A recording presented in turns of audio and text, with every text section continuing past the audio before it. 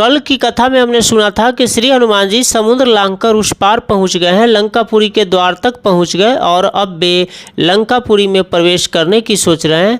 तब श्री हनुमान जी ने मन में विचार किया कि हमें लंकापुरी में रात्रि में प्रवेश करना चाहिए और मशक के समान छोटा सा रूप धारण करके जाना चाहिए। अब श्री हनुमान जी मशक के समान छोटा सा रूप धारण करते हैं और लंकापुरी में प्रवेश कर रहे हैं। नगर की जय सब काजा, हृदय राखी कौशलपुर राजा, गरल सुधारि पुकरहि मिताई, मुक्ति सिंधु अनल शीतलाई।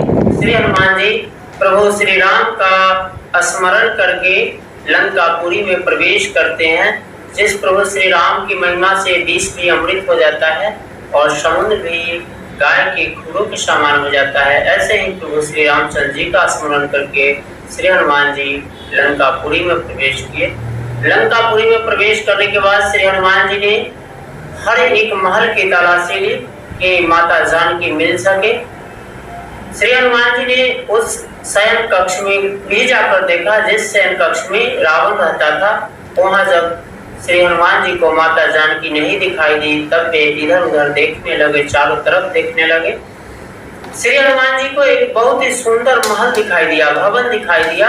उस घर की शोभा का वर्णन नहीं किया जा सकता है, बहुत ही देखने में सुहावन और आकर्षक लग रहा था।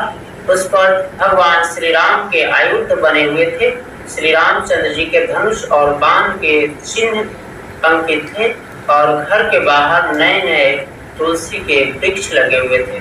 श्री हनुमान जी उस घर के पास गए, उस भवन के पास गए, उन्होंने देखा, फिर मन ही मन विचार किया कि लंका तो राक्षसों की नगरी है, यहाँ सज्जनों का वास कहाँ से हो सकता है।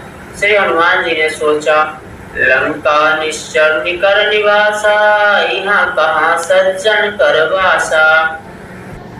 श्री हनुमान जी मन ही मन तर्क वितर्क कर रहे थे कि लंका तो राक्षसों की नगरी है, यहाँ सज्जनों का निवास कहाँ से हो सकता है। वे ऐसा सोच ही रहे थे कि उसी समय श्री विभीषण जी श्री राम नाम करते हुए जगे। अब श्री हनुमान जी के मन में संतोष उत्पन्न हुआ और श्री हनुमान जी के मन में एक साहस का भाव उत्पन्न हुआ कि वास्तव में यह संतों का ही घर है। इसलिए श्री हनुमान जी ने सोचा कि अब इनसे मुलाकात करके अपना परिचय खुद करना पड़ेगा। श्री हनुमान जी एक ब्राह्मण का वेश धारण कर लिए और श्री विभीषण जी के सम्मुख उपस्थित हुए। श्री विभीषण जी ने जब श्री हनुमान जी को ब्राह्मण रूप में देखा तो उन्होंने श्री हनुमान जी से पूछा कि हे ब्राह्मण देवता, आप कौन हैं और यहाँ किस लिए आए? आप कोई साक्षात देवता हैं या ब्राह्मण रूप में स्वयं प्रभु श्री रामचंद्र जी हैं जो मुझ जैसे पापी और अधम भक्तों का कल्याण करने के लिए स्वयं घर पर ही मेरे उपस्थित होकर कृतार्थ करने आए। श्री हनुमान जी ने श्री विभीषण जी को सब बातें बताई कि किस प्रकार रावण ने माता जानकी का हरण किया, लंकापुरी लेकर आया। तब श्री विभीषण जी ने भी अपनी दशा बताई और कहा कि हे हनुमान जी, मैं लंका में उसी तरह रहता हूँ जिस तरह मुंह में 32 दांतों के बीच एक जीव रहता है। इसलिए मेरी स्थिति का वर्णन मैं अपने से खुद क्या कर सकूं, बस केवल प्रभु श्री राम के चरणों में ध्यान लगाकर रात दिन उन्हीं का स्मरण करता हूं। श्री विभीषण जी ने श्री हनुमान जी को फिर बताया कि माता जानकी कहाँ है, किस तरह से अशोक वाटिका में है, रावण किस तरह से उन्हें माता सीता को त्रास दे रहा है। इन सब बातों की चर्चा श्री हनुमान जी से श्री विभीषण जी ने की। फिर श्री हनुमान जी ने माता जानकी को देखने की इच्छा प्रकट की। श्री विभीषण जी ने श्री हनुमान जी को सब युक्ति बताई कि किस प्रकार आप अशोक वाटिका में जाएंगे, कैसे माता सीता से दर्शन होगा, क्योंकि मैं तो जा नहीं सकता हूँ रावण के डर से। इसलिए श्री हनुमान जी विभीषण जी के बताए हुए युक्ति को सुनकर वहां से श्री विभीषण जी से विदा लेकर अशोक वाटिका में गए और एक छोटा सा फिर उसी तरह से मशक का रूप धारण कर लिया। फिर जाकर वृक्ष पर बैठ गया, वहां माता जानकी को देखा। मन ही मन श्री हनुमान जी ने माता जानकी को प्रणाम किया।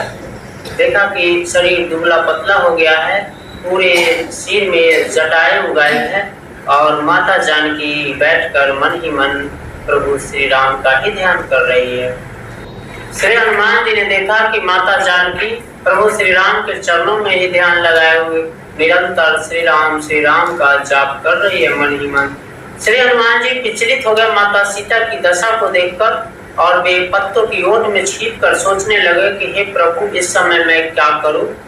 उसी समय रावण माता सीता के पास बड़े सज धज कर आया और माता सीता से कहने लगा कि तुम मेरी बात मान लो। रावण ने साम दाम दंड भेद सभी नीतियों को अपनाया, लेकिन माता सीता तिनके की ओर करके रावण को कहने लगी कि अरे दुष्ट रावण, क्या तू भगवान श्री राम के बाणों को नहीं जानता है? तो दुष्ट है, दुर्बुद्धि है, तो सियार है जो शेर जैसे भगवान श्री राम के सामने छल करके मेरा हरण कर लाया। इसलिए सीता जी ने बहुत ही कठोर वचन रावण को कहे। अब रावण माता सीता की बातों को सुनकर क्रोधित होकर माता सीता को मारने के लिए उठा, हाथ में चंद्रहास लेकर। लेकिन उसी समय रावण की पत्नी मंदोदरी आई और उसने रावण को नीति की बात कहकर समझाया। रावण ने वहां त्रिजटा आदि राक्षसियों को माता सीता की देख रेख को में सुपुर्द करके वहां से चला गया। रावण के जाने के बाद श्री हनुमान जी ने विचार किया कि अब यह उचित समय है जब मैं माता जानकी से मिलूं। अब आगे की कथा में कल सुनेंगे कि श्री हनुमान जी माता जानकी के सम्मुख किस तरह से प्रकट हुए और उन्होंने माता जानकी से क्या कहा। तो तब तक के लिए राधे राधे, जय श्री कृष्णा। कल मिलेंगे इसी कथा के साथ। जय। और अगर कथा आपको अच्छी लगी हो तो कृपया चैनल को लाइक और सब्सक्राइब कर दें ताकि आपका प्यार हमें मिलता रहे। जय श्री कृष्ण।